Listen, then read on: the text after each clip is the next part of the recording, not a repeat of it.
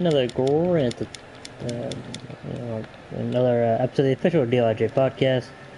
As I'm playing Grand Theft Auto 5 in the background.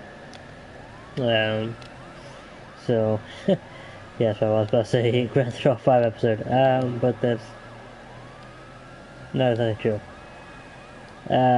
Yes, I'm playing Grand Theft Auto 5 in the background, but it is another episode of the official DOIJ Podcast.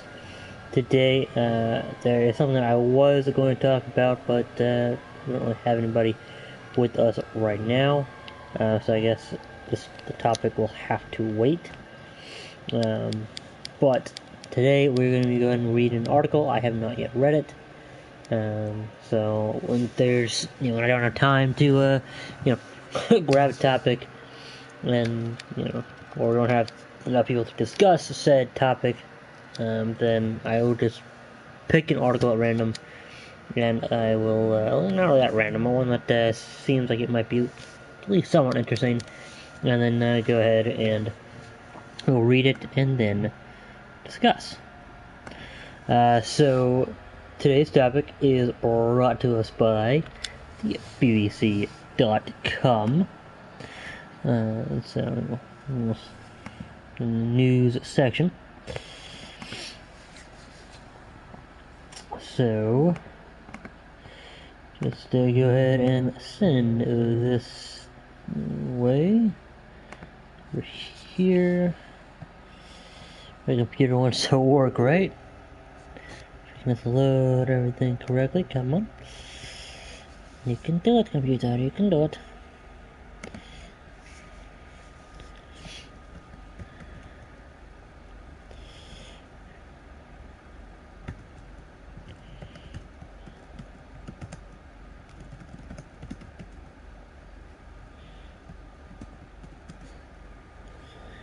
Alright, let's go ahead and now post that, and boom.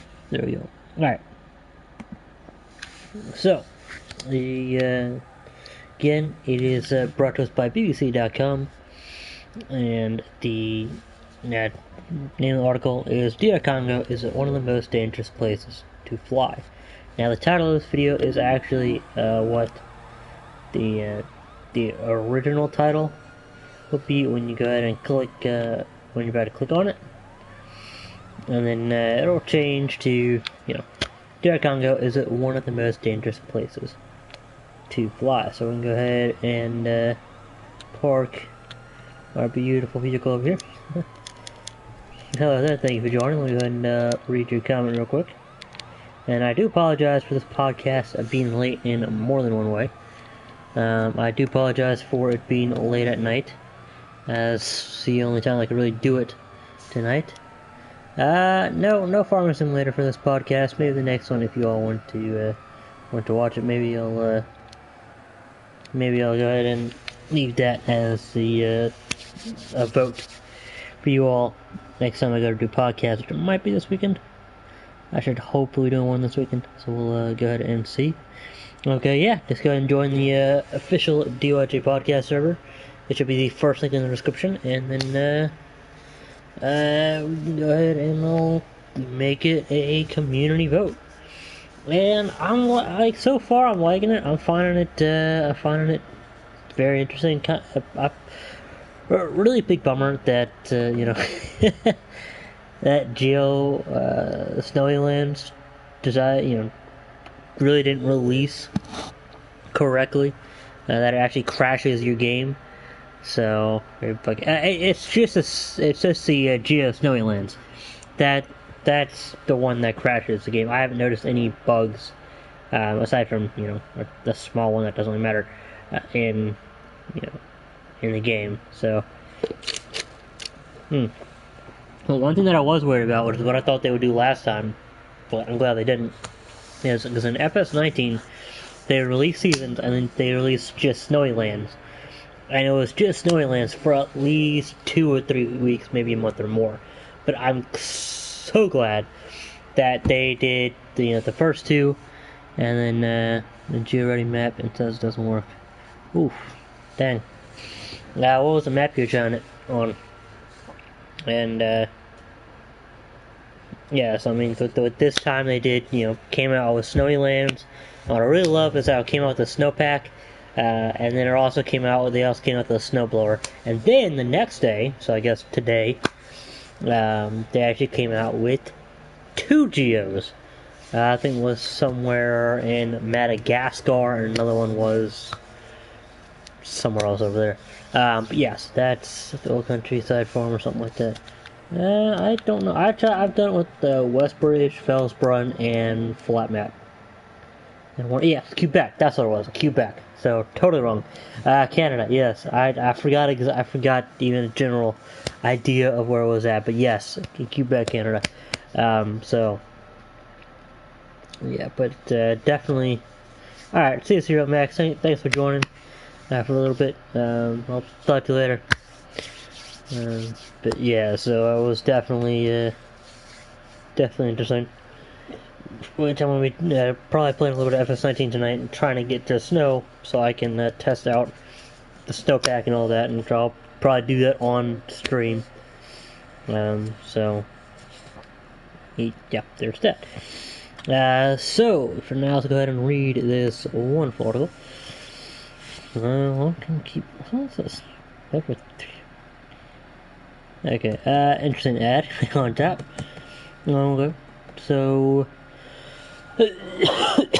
while flying is one of the safest ways to travel, in some countries with inadequate regulation and difficult terrain, it can be deadly. 2 recent crashes in the Democratic Republic of Congo have raised serious concerns about air safety there. The most recent was earlier in November when a plane crashed into houses in the eastern city of Goma, killing 27 people. So how unsafe is it to fly in the DR Congo, and is it any worse in other parts of the world? What is DR Congo's safety record?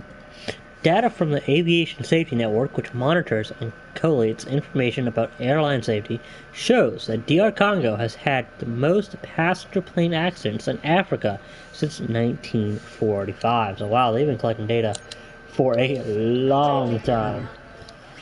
Hey Zach, we finally meet. Hey, how's it going? Not bad. How about yourself? That's good. I'm doing all right. It's not a bad night. What was that? Sorry. I said that's good. I'm not bad. It's not a bad night. Okay, yeah. All right, perfect. Are you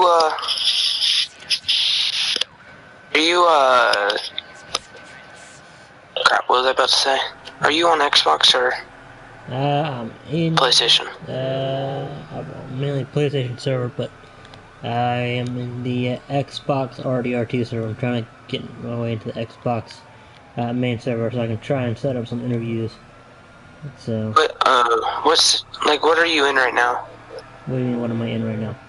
Is you're streaming right now, and it looks like you're in game. Yeah, I'm just in GTA. Yeah, are you in GTA like right now? Yes. Are you in Xbox or PlayStation? PlayStation. I don't have an Xbox. Oh, okay. I got you now. I got you. I was sorry. Yeah, you're good. I should have clarified that. Yeah, I'm just trying to get. Okay. Trying to get into the Xbox GTA with the Jade. I got you. I'll be right back. I'm gonna try to get my dog upstairs real quick. Hold on. Alright, so Daniel Kwasi Adjecum of the University of North Dakota says the high accident rate in DR Congo can be attributed to a variety of factors. Among them, the large size of the country, its terrain, and weak regulation. Air travel is important because only 4 out of the other 25 provincial capitals in the country can be accessed by reliable roads in the capital, Kinshasa. Please, I do apologize if I'm mispronouncing any of this. I can pretty much guarantee you I am. Not trying to, just I'm really from that area, so it's but DR Congo has dilapidated airport infrastructure, traffic navigation, and surveillance equipment. There are also weak technical and safety regulations in the country. Other challenges include the use of obsolete or aged aircraft. There are also issues with flight crew and maintenance staff, who often lack supervision and stringent regulatory standards to adhere to. Now, some accidents are down to factors such as bad weather, including heavy rains and storms during the rainy seasons, since DR Congo lies in the tropical belt. Who has seen most accidents globally? The U.S. has had the most air accidents since 2010, followed by Russia, Canada, Mexico, and Indonesia. But the U.S. has some of the busiest commercial air routes in the world, and the high volume of air traffic would make it more vulnerable to risk and possible safety lapses. Okay, so countries with the most aircraft accidents, 2010 onwards. There's a little graph here. That's sources of Aviation Safety Network. So it looks like U.S. sitting at 60, Russia is sitting at about 22, something like that. Canada sitting around 19, 18. Mexico sitting just above 15. Indonesia is sitting just above 10. DR Congo is sitting around 10. And then Nepal, Colombia, and Brazil are sitting below 10. The 5. So,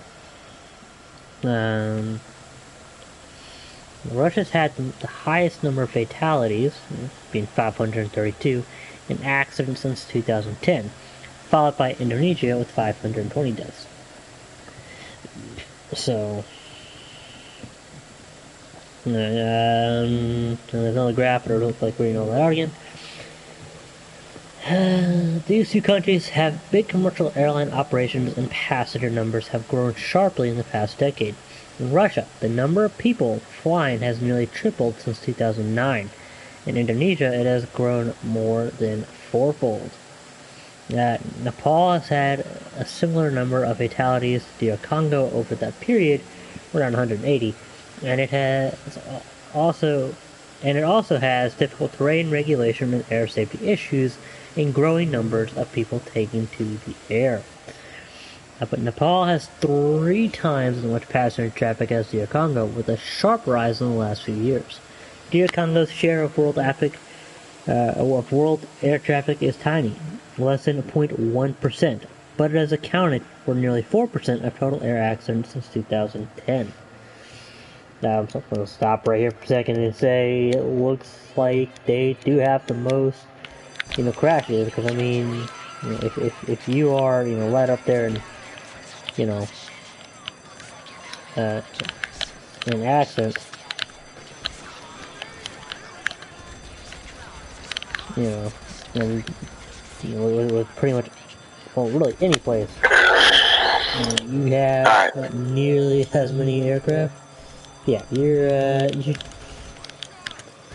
definitely crashing the most. So that's kind of yeah, definitely not the best flying conditions or whatever the case may be. So yeah, it's definitely not the safest place to travel. Hey, I have a question. Yeah, questions. When do we actually start? What do you mean start? You start the podcast? Yeah. We've already started.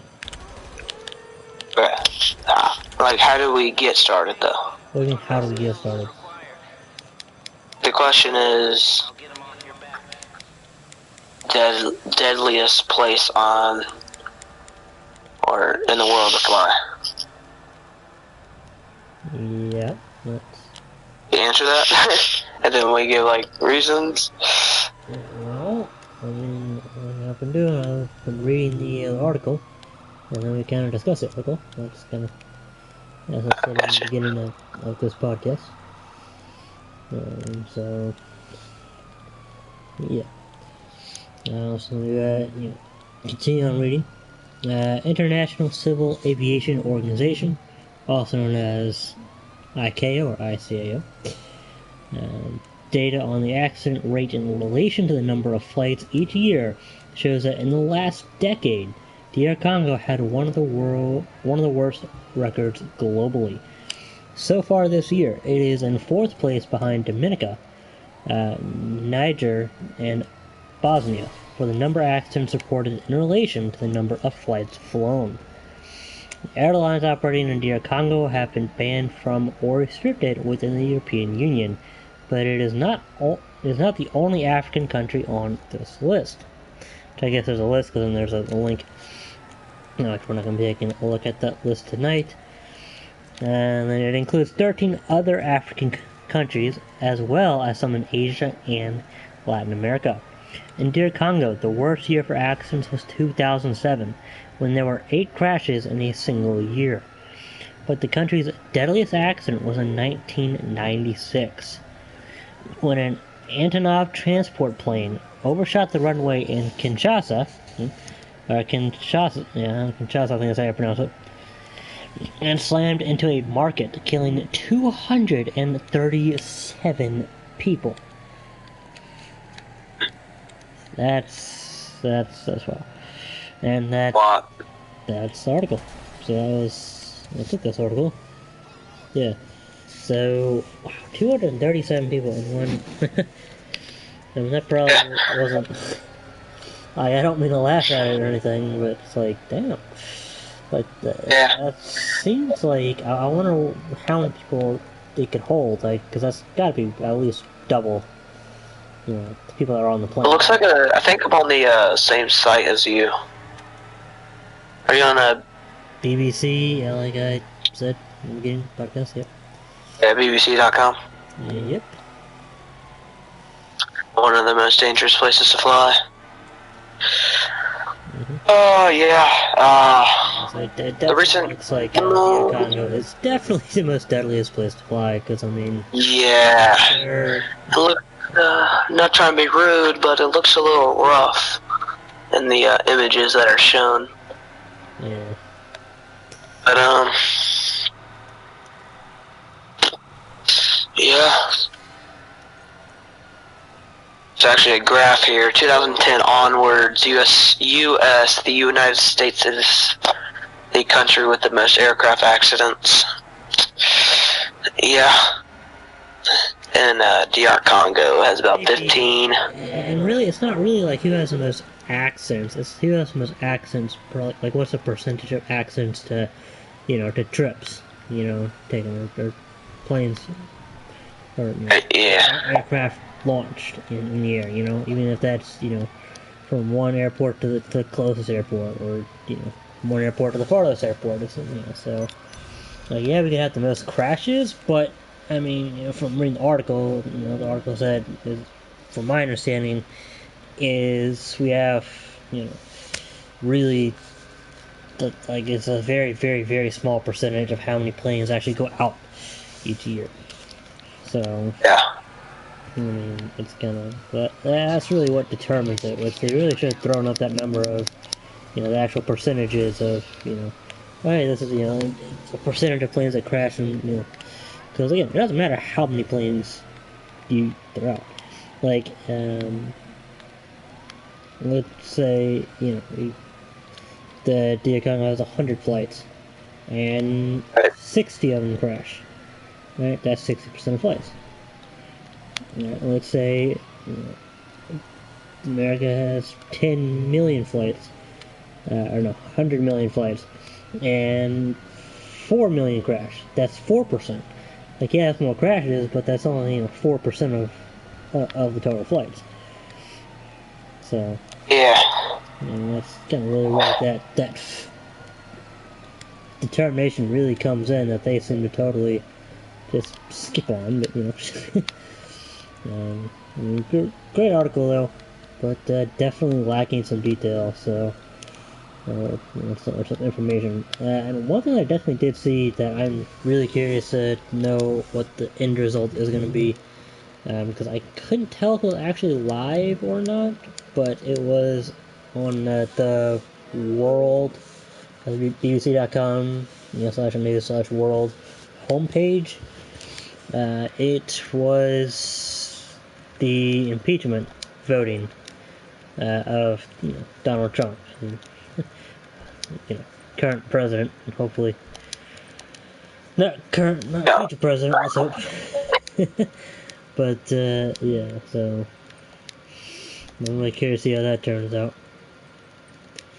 And hopefully we can do another podcast this weekend and discuss, another topic that I really was hoping to discuss tonight, but no one was like on, super on time here. I know I wasn't even on time. I kind of had started late because IRL got in the way. But like I said, it happened. So what's your opinion and thoughts on the article? Definitely lacking detail. But I just wonder how the pilots do it, because the plane looks huge. I'm guessing DR Congo is a small, not a small island, but you know what I mean? Yeah. Someplace that you so I just wonder, a big aircraft pretty easily.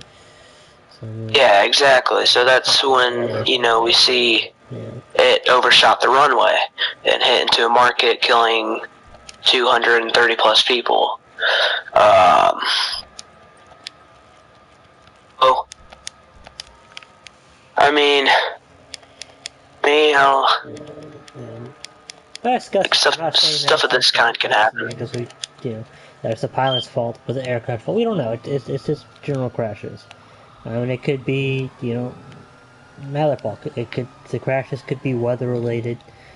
I mean, it's just crashes in general. It's not like what country has the angriest pilots and kill as many people as they can. That's not the article. That's what's the deadliest. So I mean, it's just going off general statistics. So for whatever reason, may that be aircraft failure, which, from my understanding, that country and like many old aircraft. Might not. Because aircraft is expensive. I mean, even maintaining aircraft can be expensive, much less exactly. One. I mean, because if you think about it, if you're, because think about okay, so your car, you use, let's say 3-4 times a day, right? And right. Aircraft, or depending on aircraft, gets used multiple times a day. Actually, they really get used all day. I mean, there's only maybe a few minutes of cool down to maybe check to refuel the oil in the engine and checks and all that. Empty the cargo, more than one kind. So back up with cargo, and that's back in the air. It's back up in the air and then going. So it's being used pretty much 24/7. So I mean, that's going to put wear and tear on anything, especially the heavier it's carrying. So I mean, and so replacing all that it's going to be expensive. Maintaining it, like I said, is also going to be expensive because aircraft fuel, from my understanding, is expensive as well. So we're having to run those flights, and it's like, but I don't know what the exactly. Like, you don't know what technology they have there. You don't know the money situation there. Yeah, you don't know how pricey the tickets are, how cheap the tickets are. Yeah. So, but I mean, even here in the U.S., I mean, I'm surprised tickets are as cheap as they are. They can run thousands of dollars. Yeah. I mean, just think about it. Not only do they have to, maintain the aircraft best they can, but they also have to pay the staff. They have to, probably maintaining the aircraft includes, the fuel and all that and the different stuff. Anything that has to do with the aircraft, but they also have to pay the staff. They have to try and keep, the runways maintained. That'd probably be, one of their, one of their priorities, because there's a little bump in it. Landing, it can, kill the entire, if the plane can bounce off the runway and or exactly. what knows you can do, especially with aircrafts. I mean, but so looks like we do not have any. Just for general curiosity, What exactly do they fly? What exactly, how old is the plane? The last time they actually had money to buy a new plane and all that. But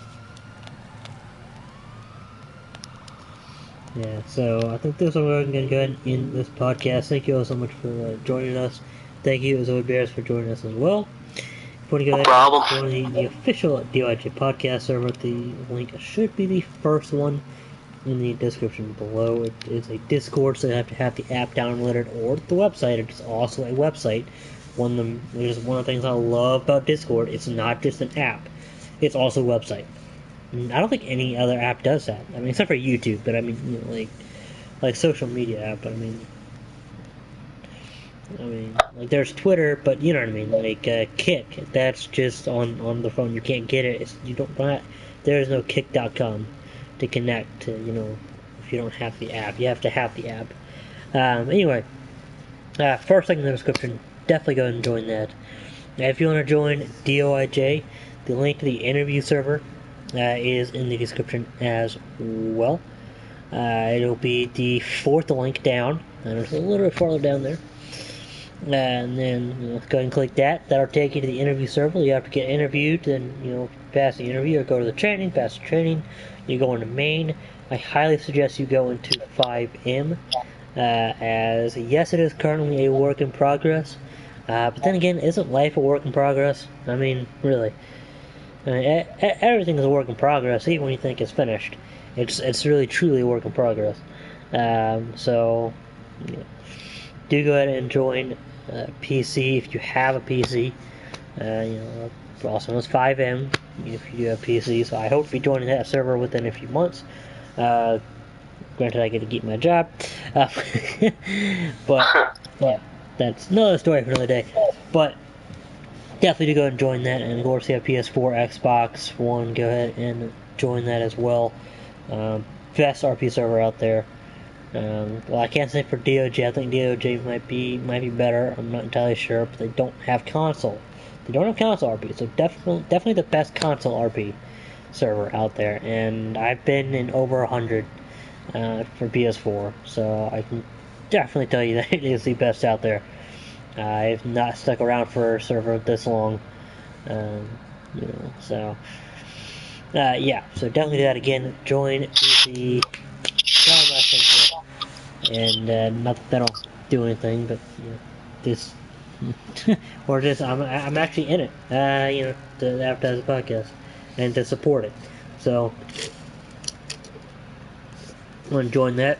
Now do keep in mind that whenever a new server starts up and low server starts up, there will not be 24/7 sessions. You need good 300-400 plus people, definitely 600-700 plus people, to be able to have 24/7 sessions. And even then, you can't really get it. But you can have sessions that go mainly all day. You can have, like we get, on PS4, we get 24/7 sessions all during the summer. Because that's when people are people have work, but they don't have school. So if you're looking for 24/7 sessions, that really only happens during the summer when you get a lot of people in there. And please don't ever have the mentality. If you have it right now, get rid of it. Don't have the mentality of, oh, no one's in there, so I shouldn't join. If no one's in there, that's why you should join. Because if you join, that's one more person in there. And then if your friend joins, another person joins, that's two more people in there, and so on and so forth. So just keep joining. Even if if it's session, if it's server, whatever, just as long as it's nothing illegal, unless it's in RP, and even then that kind of depends. You want to do it smartly now. Don't want to get yourself arrested before you even begin. But another story for another day. Maybe I'll make a criminal tip time. Who knows? Anyway, so do all that. Stay tuned. Stay awesome. Subscribe. Turn on the notification bell so you know next time we go live. And as always, we will catch you later. Thank you all so much for listening in.